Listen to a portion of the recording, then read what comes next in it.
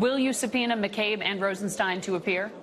How can I not, if that's what it takes? I know he's selling a book, and we need to take with a grain of salt maybe what Mr. McCabe is telling us. We're going to find out what happened here, and the only way I know to find out is to call the people in under oath and find out, through questioning, who's telling the truth, because the underlying accusation is beyond stunning. So there was Senator Lindsey Graham from CBS on Sunday morning, chairman of the Judiciary Committee, vowing to open his own investigation after the Andrew McCabe interview on 60 Minutes. New York Republican Peter King is on the House Homeland Security Committee. Sir, how you doing? And welcome back to our program here. I got a bunch of questions. Before I get to those, go ahead and tell me what you thought about this last night.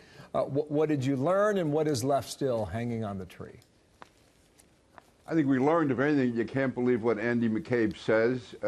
And also, I think what was probably bothered me the most was that Scott Pelley didn't seem stunned by this, that somehow they were carrying on a discussion as if this was an ordinary political event or an ordinary governmental event. I mean, this is probably the first time in the history of the country that you had top law enforcement officers, in effect, seeing how they could remove the president of the United States. And the fact that when Rosenstein, whether he said it or not, but even if he was joking, he said it as a joke, wearing a wire in the Oval Office and meeting with the president, you would have thought that would have shocked everyone in the room. They would have got up and left. I mean, can you imagine if this had happened to Barack Obama, or if Hillary Clinton were president, or Bernie Sanders, or anyone. So I think that's what bothered me the most, was that it seems to be part of our culture now that you can discuss in a quote-unquote rational way removing the President of the United States, the duly elected President of the United States, by a small group of people. So just trying to pick up your observation here. You're saying that it should have been more pushback once he makes those statements, yes, or greater clarification, or what were you looking for? I would say both. Both. And absolutely. I mean, do you realize what you're saying? Can you believe? You expect the American people to accept this?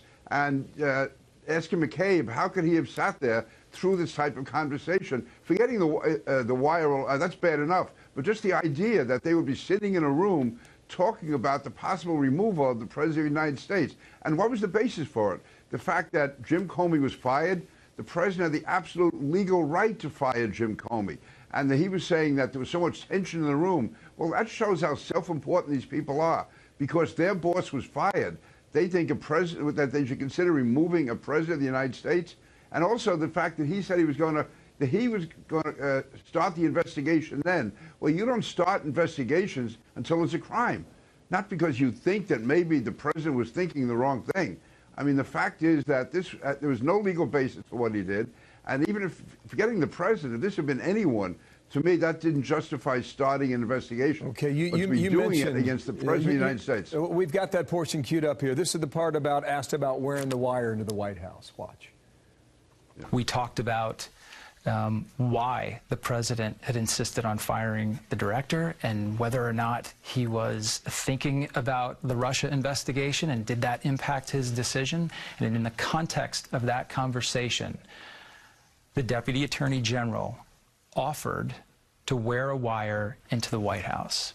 He said, I never get searched when I go into the White House. I could easily wear a recording device. They wouldn't know it was there. Oh, that's there. Rod Rosenstein denies this, by the way. And after we got the first clip at the end of last week, the spokeswoman, Melissa Schwartz for Andrew McCabe, put out a statement. And this is what the statement reads, sir, on screen. To clarify, at no time did Mr. McCabe participate in any extended discussions about the use of the 25th Amendment, nor is he aware of any such discussions. Well, I'm left confused after that statement.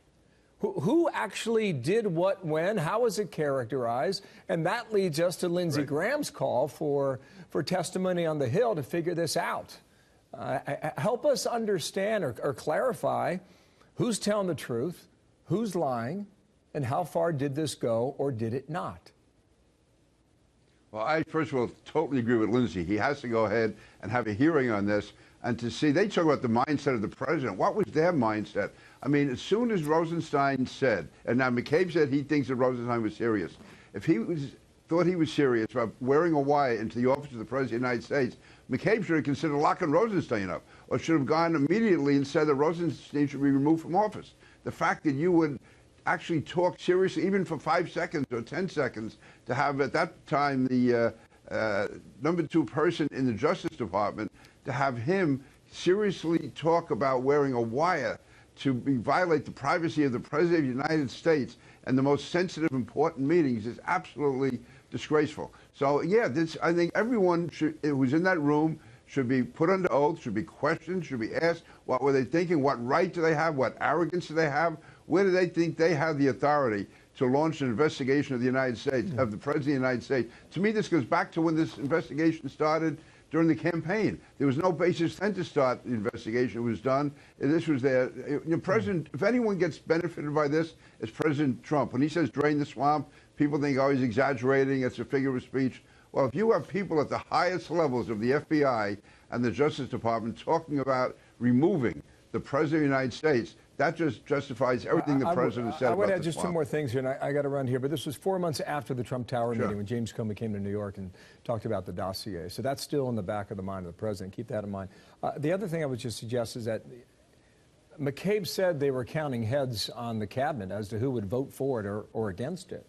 But when pushed on that, he did not identify who was for it or who was against it or what the total was. So McCabe's telling of the story clearly suggests that this was part of their discussions here. Last word on that. I got to run here.